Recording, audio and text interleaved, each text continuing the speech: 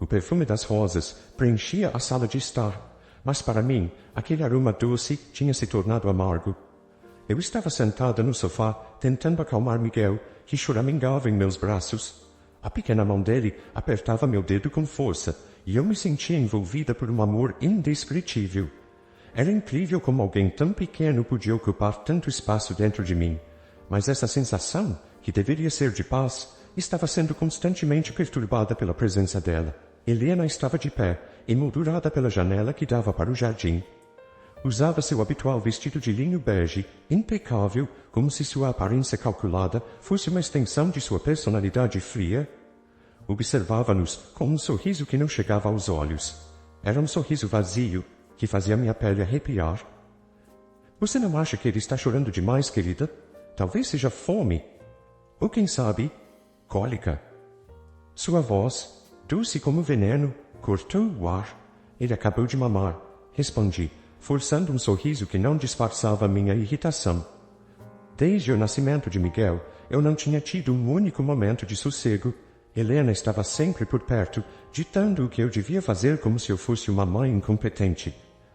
Eu queria acreditar que era apenas preocupação de avó, mas havia algo mais profundo, uma sombra em seu olhar que não me deixava tranquila. Miguel finalmente adormeceu em meus braços, e eu aproveitei aquele instante de paz para me levantar e colocá-lo no berço. Eu sabia que o momento estava prestes a ser interrompido. Assim que me virei, Helena estava ali, como uma sombra, com seu perfume forte de jasmim quase me sufocando. Você deveria descansar, Camila. Eu posso cuidar dele por você? Disse, estendendo as mãos, mas algo na forma como ela olhava para Miguel me fez apertá-lo contra o peito. Obrigada, mas estou bem, eu disse firme.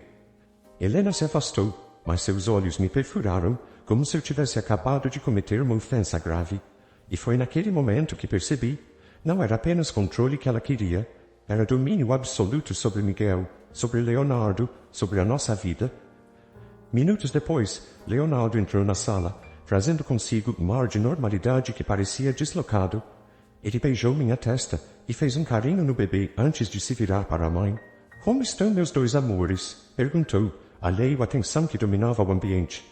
Estamos bem, menti. Não havia como compartilhar com ele as dúvidas que estavam crescendo dentro de mim, não quando ele olhava para a mãe como se ela fosse a figura mais confiável do mundo. Como eu poderia competir com isso? Durante o almoço, a tensão aumentou. Sentada à mesa, eu observava Helena lançar olhares afetuosos para Leonardo, enquanto ele contava sobre o novo projeto da empresa. Pareciam uma equipe, unidos por um laço invisível que sempre me fazia sentir como uma intrusa. Era como se eu tivesse entrado em uma dança na qual eu não conhecia os passos, uma coreografia ensaiada onde eu era a única fora do ritmo. Quando o assunto mudou para Miguel, Helena aproveitou a oportunidade para lançar mais uma de suas críticas sutis. Você sabia, Leonardo, que Camila ainda não começou a introdução alimentar no bebê? Aos 4 meses, já deveríamos ter dado papinhas na marcha. Ela disse isso enquanto cortava um pedaço de carne, a faca deslizando como sua língua afiada. Estamos seguindo o plano do pediatra, Helena, respondi, tentando manter a calma, e ele sugeriu esperar um pouco mais. Ah, esses pediatras, ela riu, desdenhosa. Sempre tem teorias novas. Quando você era bebê, Leonardo, comecei a introduzir alimentos aos 3 meses, e veja como você cresceu forte. A risada dela ecoou, mas eu percebi a intenção por trás das palavras. Ela estava me desautorizando, na frente de meu próprio marido. Eu confio no que Camila está fazendo. Leonardo respondeu, mas sem a firmeza que eu esperava. Parecia mais uma tentativa de acalmar as águas, do que de me defender de verdade. E aquilo doeu. Eu respirei fundo, tentando engolir o nó na garganta. Era sempre assim. Uma batalha silenciosa, onde eu me via forçada a lutar por meu lugar como mãe, enquanto Helena minava minha confiança com suas críticas envenenadas. Mas naquele dia, algo foi diferente. Ao cruzar olhares com ela, percebi algo que nunca tinha visto antes, uma frieza calculada, como se já soubesse o desfecho daquela disputa. E foi aí que eu entendi que aquilo não era apenas ciúmes ou superproteção. Havia algo mais sombrio por trás de seus sorrisos educados e seus conselhos não solicitados. Depois do almoço, fui para o quarto com Miguel, tentando acalmar a inquietação que havia se instalado no meu peito, fechei a porta, abraçando meu bebê com força, e uma lágrima solitária escorreu pelo meu rosto. Eu não sabia exatamente o que estava por vir, mas algo dentro de mim dizia que precisaria ser mais forte do que nunca para proteger meu filho. A manhã começou com um sol tímido espiando entre as nuvens, mas eu sentia que algo estava fora do lugar. Miguel estava inquieto e minha cabeça latejava com uma sensação de angústia que eu não conseguia explicar. Helena estava excepcionalmente quieta, andando pela casa com seu vestido claro, como um fantasma que assombra silenciosamente cada cômodo.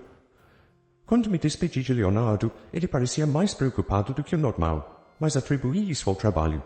Não queria que ele soubesse que algo em mim já havia mudado. Eu sentia o cheiro da tempestade no ar, mas não sabia de onde viria. Saí de casa com Miguel para a consulta médica, uma rotina que sempre me tranquilizava. Colocá-lo no banco traseiro e vê-lo brincar com seus próprios dedos era uma fonte de paz. Algo que me lembrava de que tudo o que eu fazia, todos os sacrifícios, eram por ele. Eu o amava mais do que qualquer coisa.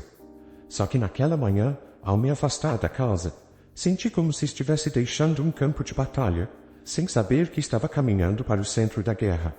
No caminho, decidi parar em uma farmácia para comprar algumas fraldas. Miguel estava adormecido, então desliguei o motor e me apressei. Quando saí, o céu estava começando a escurecer e eu senti um arrepio percorrer minha espinha.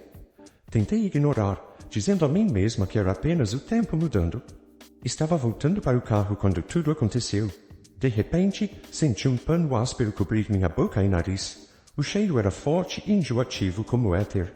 Eu tentei lutar, mas meus movimentos foram ficando lentos, como se minhas pernas não me obedecessem mais. Miguel chorava, mas sua voz parecia distante, como se ele estivesse do outro lado de uma parede espessa. Tudo ficou turvo, e a última coisa que vi foi a sombra de um homem mascarado, antes de tudo se apagar. Quando acordei, não sabia quanto tempo havia passado. A primeira coisa que percebi foi o cheiro, mofo e metal enferrujado. Estava escuro, mas havia uma fresta de luz entrando por uma janela alta e suja. Tentei me mexer, e foi então que senti a corda apertada ao redor dos meus pulsos e tornozelos. A dor aguda me trouxe de volta à realidade. Meu coração disparou, e o pânico tomou conta de mim. Onde estava Miguel? Gritei seu nome, mas só ouvi o eco da minha própria voz, devolvido pelo vazio do galpão. Silêncio, ou vou ter que calar você à força. Uma voz masculina, fria e impessoal, ecoou atrás de mim. Virei o rosto na direção do som e vi dois homens. Um deles, alto e musculoso, mexia em uma faca como se fosse um brinquedo.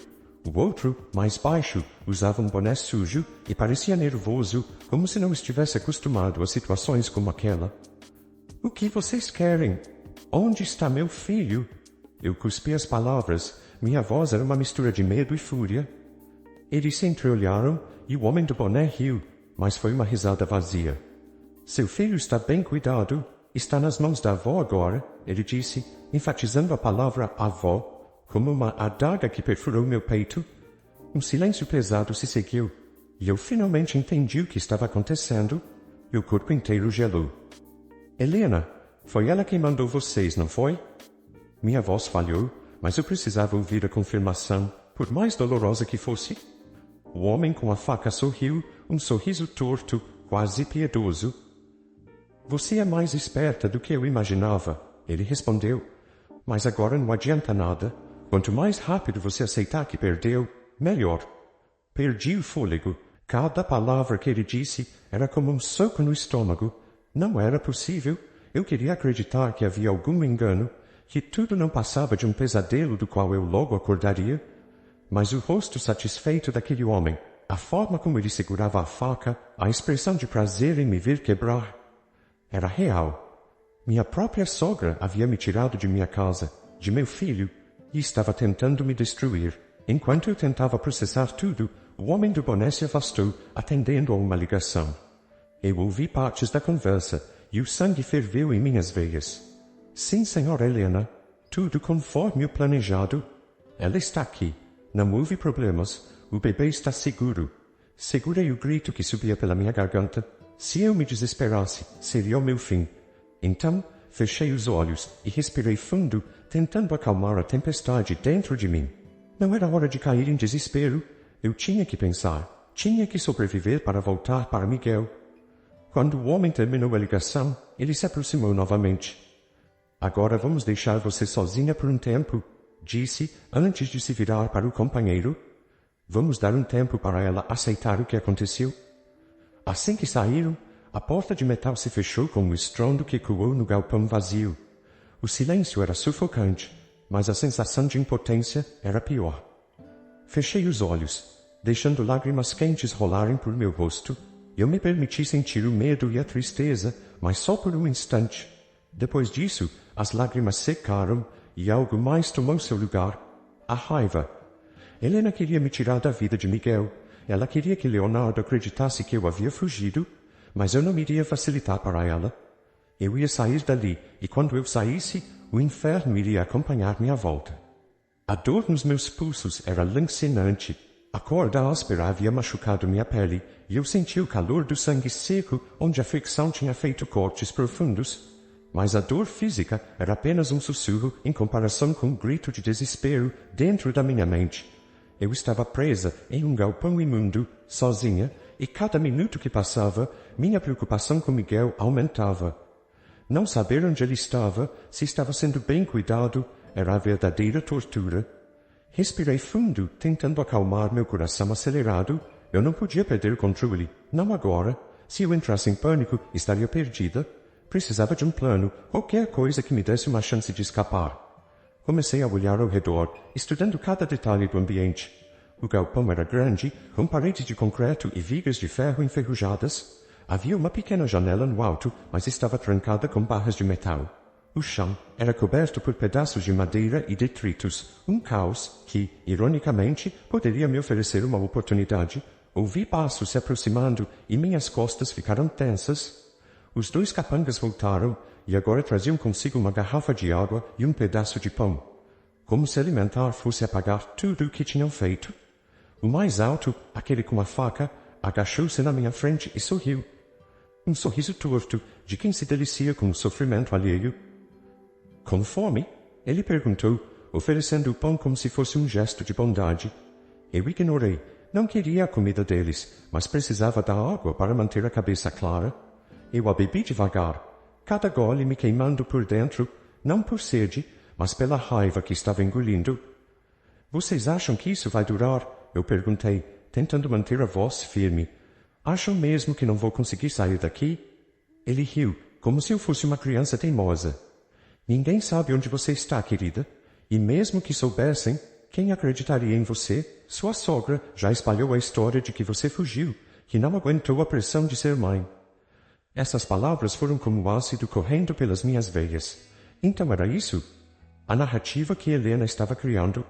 A imagem de uma mulher fraca que abandonou o filho e o marido. Isso explicava tudo. A frieza nos olhos de Helena, o sorriso satisfeito ao se despedir de mim naquela manhã. Ela já sabia que seria a última vez que me veria ali, e estava convencida de que nunca mais voltaria. Quando eles se afastaram para discutir algo em voz baixa, aproveitei o momento de distração. Lembrei dos pedaços de madeira espalhados pelo chão, e um plano rudimentar começou a se formar na minha cabeça. Raspei meus pulsos contra uma tábua de madeira quebrada, tentando cortar a corda. O atrito era doloroso, mas cada segundo era um passo mais perto da liberdade. Continuei até sentir a corda afrouxar. Meu coração martelava no peito e eu precisei controlar a respiração para não fazer barulho. Finalmente, senti o nó ceder e a corda caiu ao chão, silenciosa como um suspiro. Eu estava livre, mas ainda precisava ser cuidadosa. Qualquer movimento brusco poderia me trair. Esperei o momento certo. Os dois homens estavam distraídos, discutindo sobre o pagamento.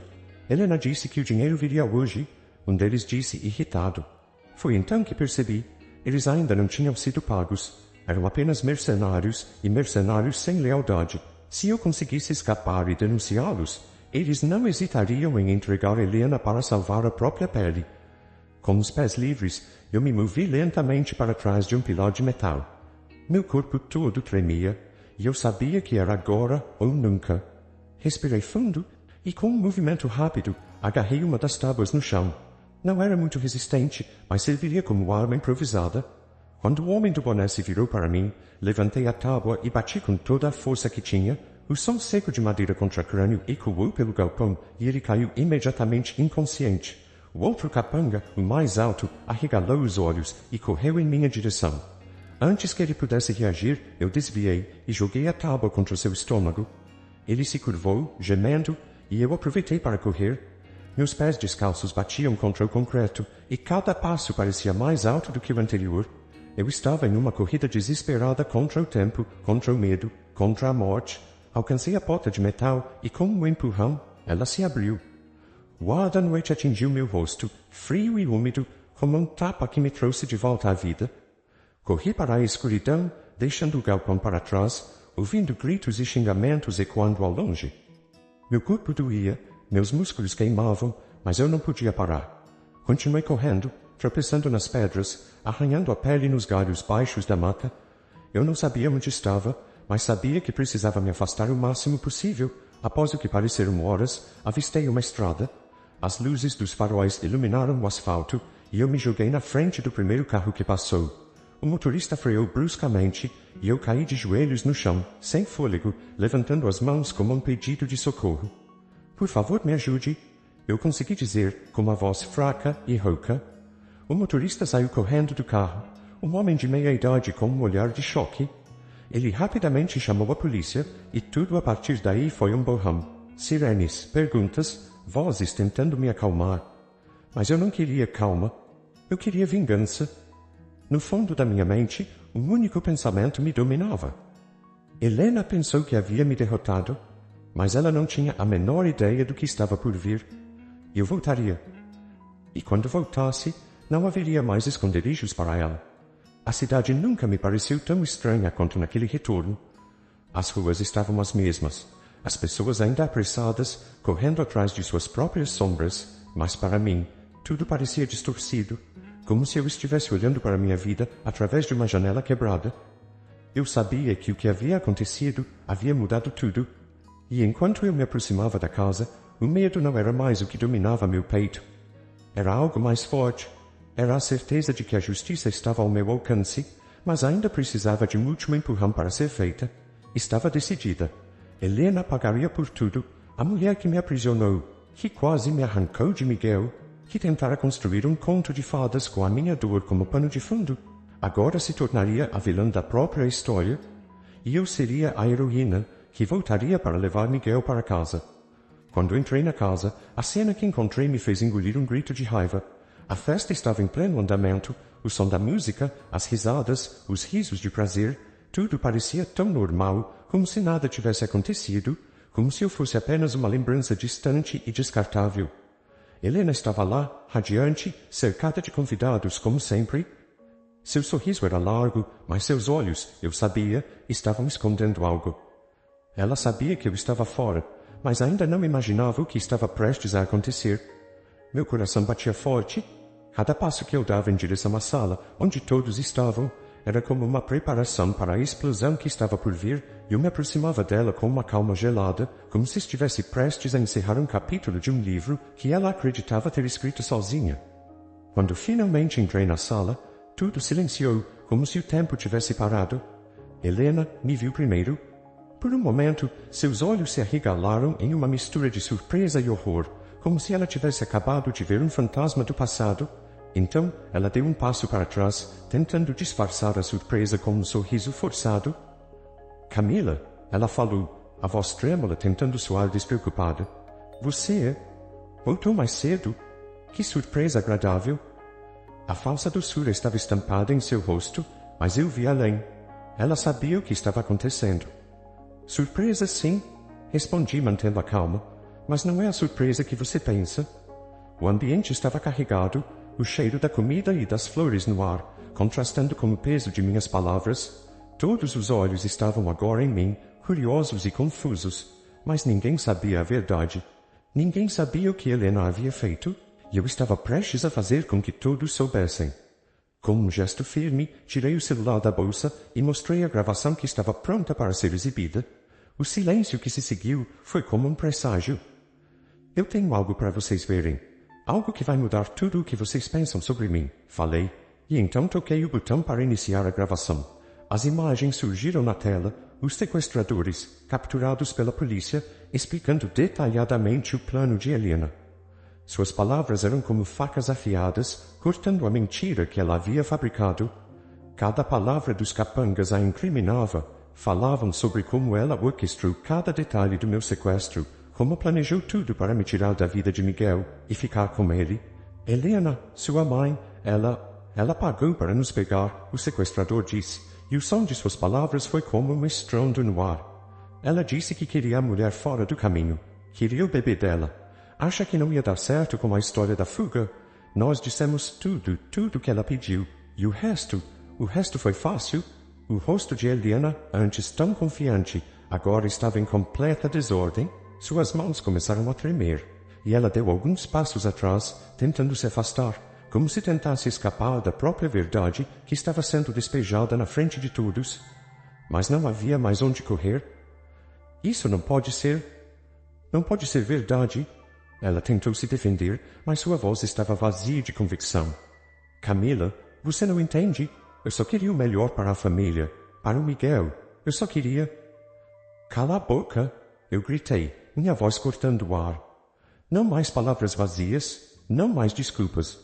Você não queria o melhor para ninguém, Helena. Você só queria o poder. E agora você vai pagar por isso.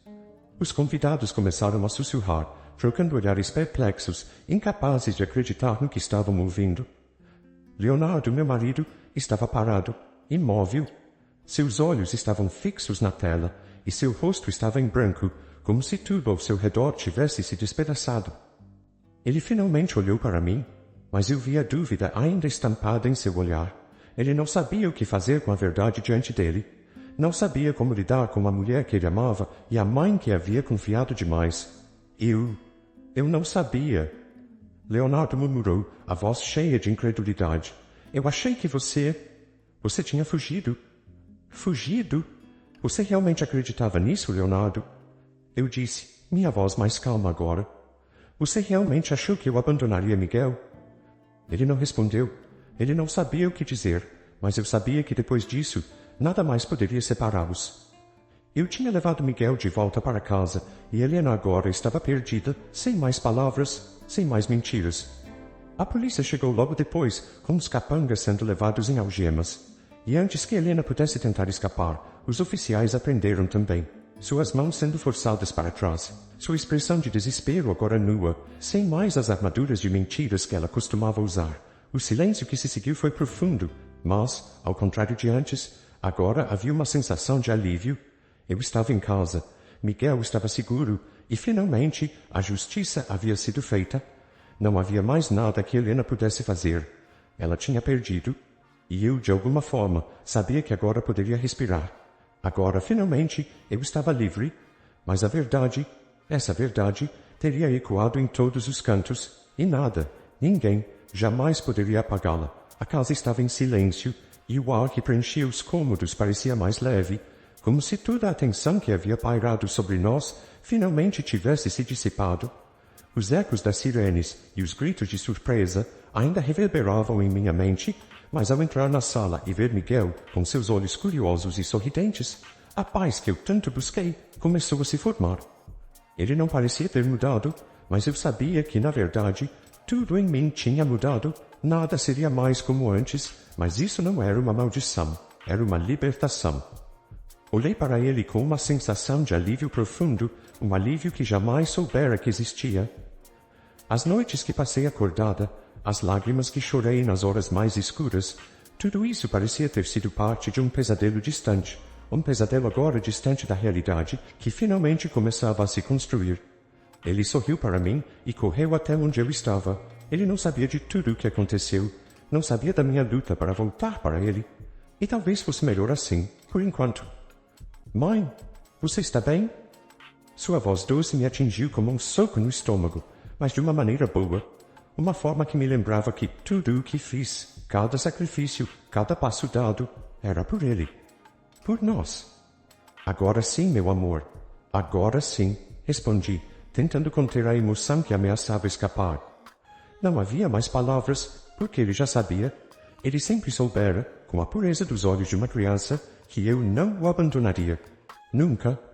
Olhei para Leonardo, que estava parado na porta da sala, hesitando, como se quisesse dizer algo, mas não soubesse como começar. A verdade, nua e crua, estava entre nós agora, e eu sabia que nada poderia apagar o que aconteceu. Ele tinha duvidado de mim, tinha acreditado na mentira de Helena, mas ele também era vítima de tudo aquilo. Ele se aproximou lentamente, os olhos cheios de arrependimento e uma ponta de vergonha, mas também de um desejo de reparação. Camila, eu não sabia o que pensar. Eu pensei que você tinha fugido, que você não queria mais ser mãe. Eu sinto muito. Eu deveria ter acreditado em você. Ele se aproximou e, com um movimento hesitante, pegou minha mão.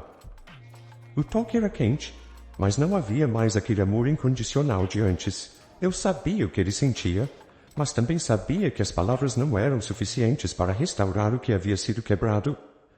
Leonardo, você achou que eu poderia fazer isso? Que eu poderia abandonar você e o nosso filho assim, sem mais nem menos? Perguntei, a dor na voz agora transformada em uma força imbatível. Eu lutei. Eu lutei para voltar, para provar que sou a mulher e mãe que você sempre deveria ter acreditado que eu sou. Ele abaixou a cabeça, os olhos fixos no chão. Não havia mais desculpas. Eu também não estava mais disposta a aceitar promessas vazias. Eu sei, Camila, eu sei. E por tudo o que fiz, eu não tenho palavras. Ele olhou para Miguel e então para mim. Só. Espero que um dia você me perdoe. Espero que eu possa reconstruir tudo o que destruí. Eu não quero mais perder vocês. Eu não sabia o que responder.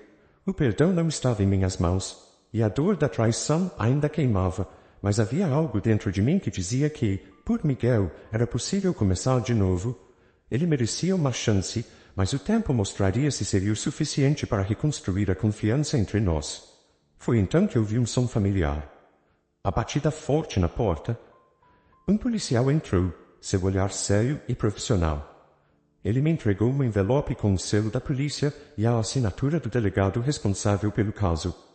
Camila, aqui está a documentação sobre o caso. Helena foi levada para uma penitenciária em São Paulo, onde ficará até o julgamento. Os sequestradores foram processados e estão em custódia. O caso está sendo fechado, mas temos uma questão importante. Ele pausou, me observando com cuidado. Helena tentou, ainda dentro da prisão, fazer ameaças a você. Está claro que ela não desistiu da ideia de destruir a sua vida. Fiquei em silêncio por um momento. A palavra ameaças ficou ecoando dentro da minha cabeça, mas o medo que ela causava em mim já não existia mais. Ela estava atrás das grades agora, e isso me dava uma sensação de paz que nunca imaginei que sentiria. Isso não vai mais acontecer. Falei com firmeza, olhando diretamente nos olhos do policial. Ela não pode me tocar, e a partir de agora eu não tenho mais medo, nada mais pode me parar. O policial acenou, compreendendo, e então se retirou. Quando a porta se fechou atrás dele, senti uma leveza crescente em meu corpo, como se uma sombra tivesse sido finalmente afastada. Eu sabia que a batalha contra Helena estava ganha. Ela não poderia mais me tocar, mas mais importante, eu não precisava mais me preocupar com ela. A vida seguiria em frente. Não de forma perfeita, não de forma sem desafios, mas de uma maneira diferente. Eu não estava mais quebrada. Eu estava inteira. Eu sabia o que significava a verdadeira força, o que era realmente lutar por algo que valesse a pena. Olhei para Miguel, para Leonardo. Agora, éramos nós contra o mundo, e pela primeira vez em muito tempo, essa ideia me trouxe esperança. Eu não precisava mais ser a vítima. Eu tinha meu filho, e por mais que eu duvidasse, também tinha Leonardo. E juntos poderíamos reconstruir o que Helena havia destruído. Eu caminhei até a janela, observei o horizonte, onde o sol se punha, tingindo o céu de laranja e vermelho, e pela primeira vez senti que havia algo de bom no futuro. Algo que antes eu nunca imaginaria. Algo chamado recomeço. E isso, finalmente, me dava paz. O resto seria como deveria ser. Eu já tinha o que precisava, minha família e a força para seguir em frente. O passado agora estava atrás de mim, onde ele sempre deveria ter permanecido, e eu estava pronta para o que viria.